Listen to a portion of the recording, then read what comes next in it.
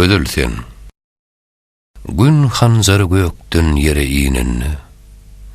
Güne karşı doğan ay gödülsen.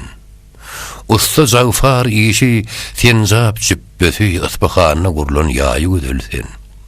Tasvağın uzunun timleri işmesi, üstünden yol üstü kıyındır aşması, ağıdın ağabı hayyat demdem çeşmesi, ayın albaqı suğunun layı gödülsen.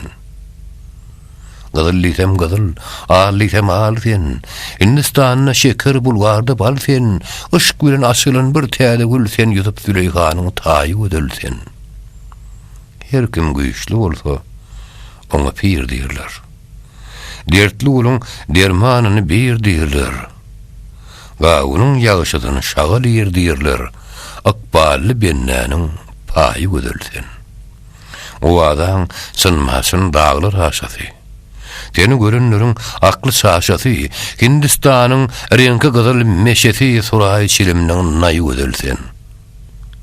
Magtym uly, halkdan sıryn gizlese, diýişini uşodyň yalan sözlese, ogulla ahyrda ýem gözlese, garip biçäreniň paýy gödülsen.